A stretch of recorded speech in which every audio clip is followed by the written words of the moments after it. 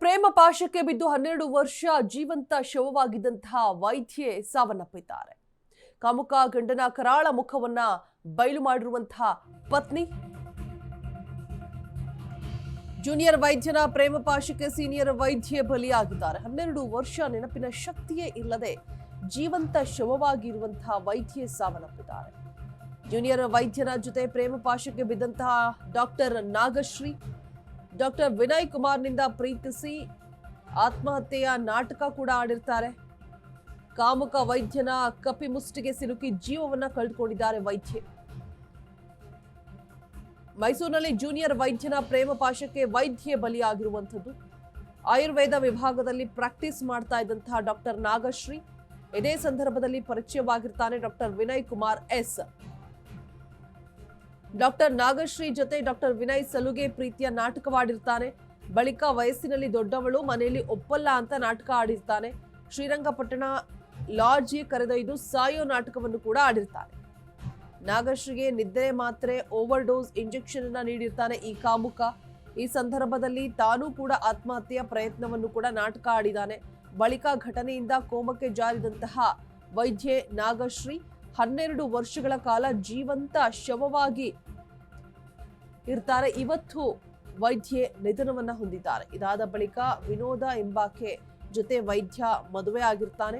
ವೈದ್ಯನ ಕಿರುಕುಳವನ್ನ ತಾಳಲಾಗದೆ ವೈದ್ಯನನ್ನ ಬಿಟ್ಟು ವಿನೋದ ಹೋಗಿರ್ತಾರೆ. So doctor Nagashree ಕಾಮುಕ ವೈದ್ಯರಿಂದ ಮೃತಪಟ್ಟಂತಹ ನತದೃಷ್ಟ ವೈದ್ಯೆ ಈಗ ಹೆಂಡತಿಯೂ ಜೊತೆಗಿಲ್ಲ. ಪ್ರೀತಿ ನಾಟಕವಾಡಿದಂತಹ ನಾಗಶ್ರೀಯು ಕೂಡ ಇದೀಗ ಸಾವನ್ನಪ್ಪಿದ್ದಾರೆ. ಪ್ರೀತಿಯ ಗಾಳ ಹಾಕಿ ತನ್ನ ಕಾಮದಾಸೆ ತೀರಿಸಿಕೊಂಡಂತಹ ಕಾಮುಕ.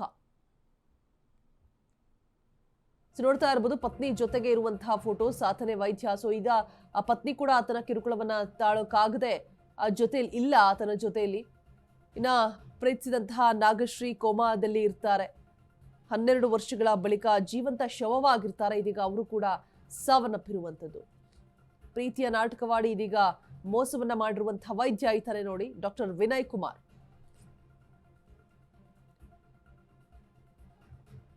ಏಜ್ನಲ್ಲಿ ನನ್ಕಿಂತ ದೊಡ್ಡವರು ಮನೆಯಲ್ಲಿ ಒಪ್ಪೋದಿಲ್ಲ ಅಂತ ಹೇಳ್ಬಿಟ್ಟು ಲಾಡ್ಜ್ಗೆ ಕರ್ಕೊಂಡೋಗಿ ಸೂಸೈಡ್ ಮಾಡ್ಕೊಳ್ಳೋ ಹಾಗೆ ನಾಟಕನೂ ಕೂಡ ಮಾಡಿರ್ತಾನೆ. ಜೊತೆಗೆ ನಿದ್ದೆ ಮಾತ್ರೆಯನ್ನು ಕೂಡ ನಾಗಶ್ರೀಗೆ ಕೊಟ್ಟಿರ್ತಾನೆ. ಕೋಮಾದಲ್ಲಿರ್ತಾರೆ. ಶ್ರೀರಂಗಪಟ್ಟಣ ಲಾಡ್ಜ್ಗೆ ಕರೆದುಕೊಂಡು ಹೋಗಿ ಸಾಯುವಂತಹ ನಾಟಕವನ್ನ ಆಡಿ ನಾಗಶ್ರೀಗೆ ಓವರ್ ಡೋಸ್ ಇಂಜೆಕ್ಷನ್ ನೀಡಿರ್ತಾನೆ. ಕೋಮಾದಲ್ಲಿ ಇರ್ತಾರೆ ನಾಗಶ್ರೀ. 12 ವರ್ಷ ಆಗಿರುತ್ತೆ. ಇದೀಗ ಸಾವನ್ನಪ್ಪಿದ್ದಾರೆ. 12 ವರ್ಷಗಳ ಕಾಲ ಜೀವಂತ ಶವವಾಗಿರ್ತಾರೆ ವೈದ್ಯೆ ನಾಗಶ್ರೀ. ಕಾಮುಕ ವೈದ್ಯನಿಂದ ಮೃತಪಟ್ಟಿದ್ದಾರೆ ಇವತ್ತು. ನತದೃಷ್ಟ ವೈದ್ಯೆ ನಾಗಶ್ರೀ ವಿನೋದ ಎಂಬಾಕೆ ಜೊತೆ ಮದುವೆ ಆಗಿದ್ದಂತಹ ವಿನಯ್ ಕುಮಾರ್ ವೈದ್ಯನ ಕಿರುಕುಳವನ್ನ ತಾಳೋಕಾಗದೆ ಈ ಕಡೆ ಪತಿಯಿಂದ ಪತ್ನಿ ಕೂಡ ದೂರ ಆಗಿದ್ದಾರೆ.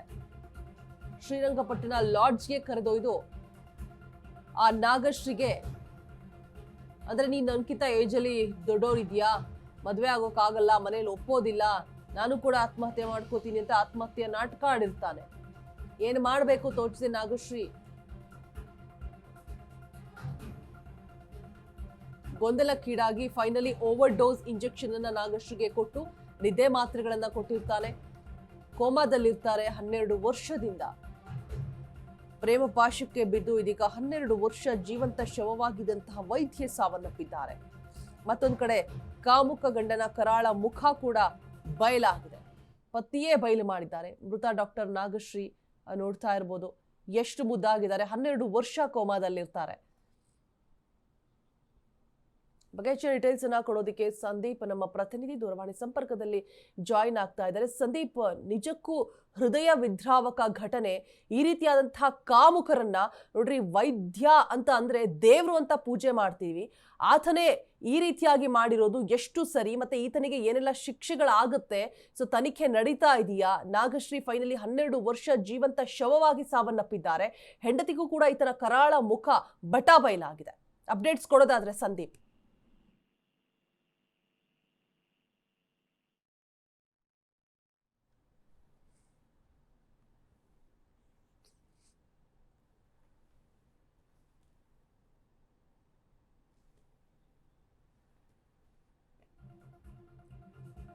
ಸಂಪರ್ಕ ಸಾಧ್ಯ ಆಗ್ತಾ ಇಲ್ಲ. ಸೊ ನೋಡ್ತಾ ಇರ್ಬೋದು ನಾಗಶ್ರೀ ಈ ರೀತಿಯಾಗಿ ಪ್ರೇಮ ಪಾಶಕ್ಕೆ ಬಿದ್ದು ಅನ್ಯಾಯ ಆಗ್ತಾ ಇರೋದು ಫೈನಲಿ ಹೆಣ್ಣು ಮಕ್ಕಳಿಗೆ. ಈ ರೀತಿಯಾದಂತಹ ಘಟನೆಗಳನ್ನ ನೋಡಿ ಅಟ್ಲೀಸ್ಟ್ ಆತ ಏನು ಇವರು ಕೋಮಾ ಸ್ಟೇಜಿಗೆ ಹೋದ್ರು, ಮತ್ತೊಂದು ಮದುವೆ ಆದ, ಎಲ್ಲ ಆಯಿತು. ಸೊ ಬಟ್ ನೋಡಿ ಫೈನಲಿ 12 ವರ್ಷ ಜೀವಂತ ಶವವಾಗಿ ಇವತ್ತು ಉಸಿರು ಚೆಲ್ಲಿದ್ದಾರೆ. ಆಯುರ್ವೇದಿಕ್ ಡಾಕ್ಟರ್ ಪರಿಚಯ ಆಗಿರ್ತಾರೆ. ಈ ಪ್ರೀತಿ ಪ್ರೇಮ ಪರಿಚಯ ಇವೆಲ್ಲವನ್ನು ಕೂಡ ಯಾರನ್ನು ನಂಬಬೇಕು ಯಾರನ್ನು ಬಿಡಬೇಕು ಅನ್ನುವಂಥದ್ದು ಈ ರೀತಿಯಾದಂತಹ ಘಟನೆಗಳನ್ನ ನೋಡಿದಾಗ ನಿಜಕ್ಕೂ ಬೇಸರ ತಂದಿರಿಸುತ್ತೆ. ಎಷ್ಟು ಮುದ್ದಾಗಿದ್ದಾರೆ ನೋಡಿ ಅವರು ಡಾಕ್ಟರ್ ನಾಗಶ್ರೀ. ಅದಾದ ನಂತರ ಕೋಮಾ ಸ್ಟೇಜಿಗೆ ಹೋಗಿ ಆಫ್ಟರ್ ಹೇಗಾಗಿದ್ದಾರೆ 12 ವರ್ಷದ ಬಳಿಕ.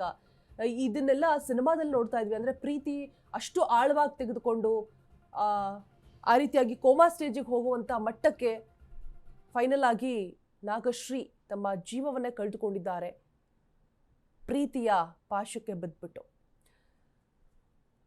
ಸೊ ಈ ರೀತಿಯಾದಂಥವರು ನಿಜಕ್ಕೂ ಸಂದೀಪ್ ಮತ್ತೆ ದೂರವಾಣಿ ಸಂಪರ್ಕದಲ್ಲಿ ಜಾಯಿನ್ ಆಗ್ತಾ ಇದ್ದಾರೆ. ಸಂದೀಪ್, ನಿಜಕ್ಕೂ ಈ ರೀತಿಯಾದಂತಹ ಕಾಮುಕ ಡಾಕ್ಟರ್ಸ್ ವೈದ್ಯೋ ನಾರಾಯಣ ಹರಿ ಅಂತ ಹೇಳ್ತಾರೆ, ದೇವರು ಅಂತ ಪೂಜೆ ಮಾಡ್ತಾರೆ, ಆತನೇ ಈ ರೀತಿಯಾಗಿ ಪ್ರೀತಿ ಪ್ರೇಮ ಅಂತ ನಂಬಿಸಿ 12 ವರ್ಷ ಕೋಮಾ ಸ್ಟೇಜ್ ನಲ್ಲಿ ಇರ್ತಾರೆ, ಜೀವಂತ ಶವವಾಗಿರ್ತಾರೆ ನಾಗಶ್ರೀ. ಇವತ್ತು ಫೈನಲಿ ಕೊನೆ ಉಸಿರು ಎಳೆದಿದ್ದಾರೆ.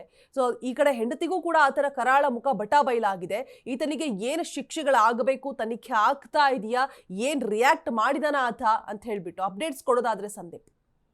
ಖಂಡಿತವಾಗಿ ಇವಾಗ ಏನು ಮೈಸೂರಿನಲ್ಲಿ ವೈದ್ಯನೊಬ್ಬನ ಕರಾಳ ಮುಖ ಬಯಲಿಗೆ ಬಂದಿರ್ತಕ್ಕಂತಹದ್ದು.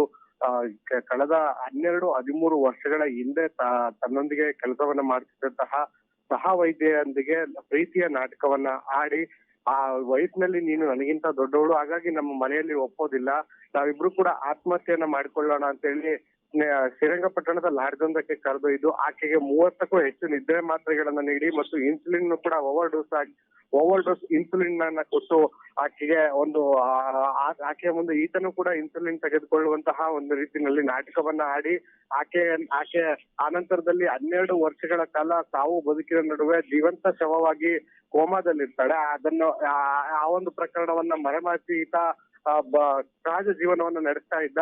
ಆನಂತರದಲ್ಲಿ ಅದಕ್ಕೂ ಮುಂಚೆ ಕೂಡ ಈತ ಇದೇ ರೀತಿಯ ಪ್ರಕರಣಕ್ಕೆ ಸಾಕ್ಷಿಯಾಗಿದ್ದ. ಅಂದ್ರೆ ಗೌತಮಿ ಹಿರೇಮಠ ಅನ್ನುವಂತಹ CA ಅನ್ನು ಕೂಡ ಇದೇ ರೀತಿ ಪ್ರೀತಿಯ ಜಾಲಕ್ಕೆ ಸಿಲುಕಿಸಿ ಆತನ ಸಾವಿಗೂ ಕೂಡ ಈತ ಕಾರಣ ಆಗಿದ್ದ. ಇವೆಲ್ಲ ಪ್ರಕರಣಗಳು ಕೂಡ ಈಗ ಆತನ ಪತ್ನಿ ಏನು ವಿನೋದ ಅನ್ನುವಂತಹ ಪತ್ನಿಯಿಂದಲೇ ಕೂಡ ಈಗ ಬೆಳಕಿಗೆ ಬಂದಿರತಕ್ಕಂತಹದ್ದು. ಈತ ಏನು ವಿವಾಹವಾಗಿದ್ದಂತ ಸಂದರ್ಭದಲ್ಲೂ ಕೂಡ ಪತ್ನಿ ವಿನೋದಗೆ ಸಾಕಷ್ಟು ಕಿರುಕುಳವನ್ನ ಕೊಡ್ತಾ ಇದ್ದ. ಆ ಕಿರುಕುಳದಿಂದ ಕಿರುಕುಳ ಮತ್ತು ಆಕೆ ಈತ ಮತ್ತು ಈತನ ಮನೆಯವರ ಮೇಲೆ ದೂರನ್ನು ದಾಖಲಿಸಿದಂತ ಸಂದರ್ಭದಲ್ಲಿ ಆಕೆ ಪತ್ನಿಯ ವಿನೋದ ಮೇಲೆ ಸಾಕಷ್ಟು ಗಂಭೀರವಾದಂತಹ ಹಲ್ಲೆಯನ್ನ ಮಾಡ್ತಾರೆ. ಅದೇ ಸಂದರ್ಭದಲ್ಲಿ ಇಬ್ಬರು ನನ್ನ ಪ್ರೀತಿ ಮಾಡಿ ಇದೇ ರೀತಿ ಮಾಡಿದಂತವ್ರನ್ನ ನಾನು ಈಗಾಗಲೇ ಕೊಲೆ ಮಾಡಿ ಜಯಿಸ್ಕೊಂಡಿದ್ದೇನೆ, ನಿನ್ಗೂ ಕೂಡ ಇದೇ ರೀತಿಯ ಶಿಕ್ಷೆಯನ್ನ ಕೊಡಿಸ್ತೇನೆ ಅನ್ನುವಂತ ನಿಟ್ಟಿನಲ್ಲಿ ಮಾತುಗಳನ್ನ ಆಡಿದ್ದ. ಅದೇ ಹೇಳಿಕೆಗಳನ್ನ ಇಟ್ಕೊಂಡು ಇದೀಗ ಆಕೆ ಕಾನೂನು ಹೋರಾಟಕ್ಕೂ ಕೂಡ ಮುಂದಾಗಿರ್ತಕ್ಕಂಥದ್ದು. ಗಂಡನ ಅಸಲಿ ಮುಖವಾಡವನ್ನ ಕಳಿಸಿರ್ತಕ್ಕಂಥದ್ದು. ಎಲ್ಲ ಪ್ರಕರಣವನ್ನ ಮೈಸೂರಿನ ವಕೀಲರಾಗಿರ್ತಕ್ಕಂಥ ಪಾಂಡು ಪೂಜಾರಿ ರವರು ಈಗ ಕಾನೂನು ಹೋರಾಟಕ್ಕೂ ಕೂಡ ಮುಂದಾಗಿರ್ತಕ್ಕಂಥದ್ದು. ರೋಜಾ, ಥ್ಯಾಂಕ್ ಯು ಸಂದೀಪ್ ತಮ್ಮ ಡೀಟೇಲ್ಸ್ಗಾಗಿ. ಬರೀ 15 ದಿನಗಳಲ್ಲಿ ಸಕ್ಕರೆ ಕಾಯಿಲೆನ ಕಂಟ್ರೋಲ್ ತರಲಿಕ್ಕೆ ದಿವ್ಯಾಮೃತದಂತೆ ಕೆಲಸ ಮಾಡುತ್ತೆ ಮೆಹಾಟೋನ್. ಕಹಿ ಇಲ್ಲ, ಒಗರಿಲ್ಲ, ಅಥವಾ ಇದರಲ್ಲಿ ರುಚಿ ಇಲ್ದಿರತಕ್ಕಂಥದ್ದಿಲ್ಲ. ಇದರಲ್ಲಿರ್ತಕ್ಕಂತಹ ಆಯುರ್ವೇದಿಕ್ ಅಂಶಗಳು ಸಹಿತ ಪ್ರಧಾನವಾಗಿರ್ತಕ್ಕಂಥದ್ದು ಅರಿಶಿನ, ಬೆಟ್ಟದ ನೆಲ್ಲಿಕಾಯಿ. ಅಂತಹ ಅದ್ಭುತವಾದಂಥ ಗುಣ ಮೆಹಾಟೋನ್ ಅಂತಕ್ಕಂಥದ್ದು.